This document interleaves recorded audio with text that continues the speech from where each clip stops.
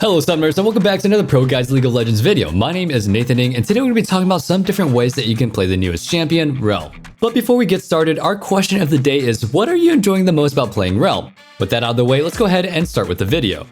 Since Rell arrived on the PvE, we spent a bunch of time trying to figure out the best builds for her. For runes, every champion has a few options, and Rell is no different. For items, the new item shop gives us a decent amount of options. The biggest thing to remember is that there is never going to be one perfect rune page and one perfect item build. Knowing how to decide what you need to go in any match is extremely important. Luckily, we've got you covered. The first rune page that we have for you here is going to be taken the most often. Even so, we have a few options that you need to think about before the game even begins. Make sure to pay attention during champion select as we outline the choices. You're gonna take Resolve page paired with Inspiration. Aftershock is the most common rune for tanky supports and for good reason. It also works well with your passive. If you manage to steal the resist from a champion or two before you proc it, you'll get even more bonus MR and armor. The rest of your page should be Font of Life, Bone Plating, and Overgrowth.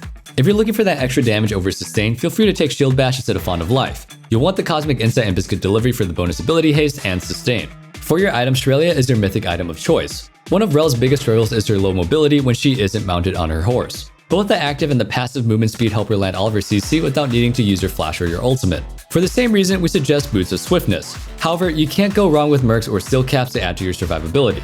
Next, you want to go Zeke's and Knight's Vow for defensive and offensive purposes. Your final item should be Abyssal Mask against magic damage or Randuin's against physical damage. This standard build is primarily an engaged support playstyle. Think of yourself as more of a Leona rather than a Braum. Don't be afraid to jump into the team and cause some havoc with your insanely powerful CC. Okay, let's go ahead and talk about the other variation of Rell's build. The standard Rell build is great when you're the primary engage, like how it's usually done in solo queue. If there's another powerful tank on the team like Malphite or Ornn, you might not need to be the massive frontline with your Aftershock. If the enemy team looks like it'll be hard to engage into, this build works better as a midline peeling support. For your runes, the major difference is taking Guardian instead of Aftershock. With Guardian, you won't be insanely tanky, but you'll be tanky enough. The major benefits of Guardian are the sustained shields. You can't ever mess up on Guardian, meaning that every time it procs you are mitigating damage.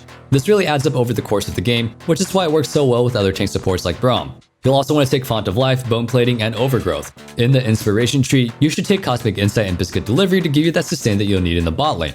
As for your items, the best mythic for this peel-oriented build is Locket. The active and defensive stats provide a lot for the team. The longer you stay alive, the more you'll bring to your team. Because of this, you want to bring the best defensive boost for the game. After that, Zeke's and Knight's Vow are the core items. Your final item should be Dead Man's Plate or Force of Nature depending on what you're facing.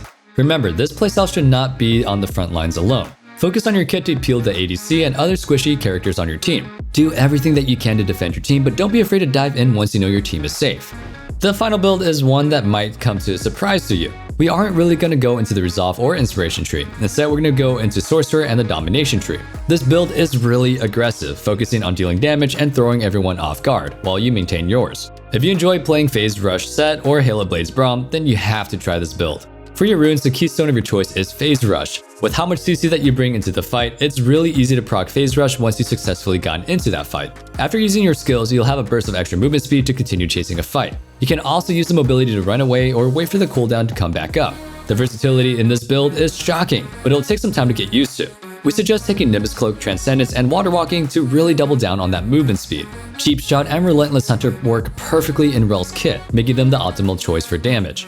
When we first saw Rell, we knew that there might be potential for some high damage and burst. She has a lot of natural tankiness, which means that investing in damage doesn't totally ruin your survivability like it might for Thresh or Blitzcrank. Because of this, we suggest taking Imperial Mandate as your mythic item. You'll constantly be applying the passive damage, giving you that extra boost to seriously pack a punch. The rest of your build should be Boots of Swiftness, Zeke's, Zanya's, and Cosmic Drive. All of these items bring damage and ability haste, making you a threat on the Rift. Try not to get carried away with this playstyle though, because you do need to play aggressively, but you don't need to get overextended and get yourself killed. We suggest this build after you've gotten some experience with Rell. When you see the opportunity to start a fight, use your flash to close the distance with Nimbus Cloak. Your ult and your E will shred the enemy team while dealing a huge amount of burst with your Imperial Mandate. You'll have a lot of fun once you get the hang of using everything in your kit. That's all we have for the strongest Rell builds. Don't be afraid to mix it up and try out some new items and rune pages, and if you have any other thoughts or other builds, go ahead and leave them in the comment section down below. Who knows, you might even find the next sleeper OP build. Thank you so much for watching, and if you're looking for more informative League content, feel free to subscribe to our channel. Stay safe, stay healthy, and have a wonderful day. Peace.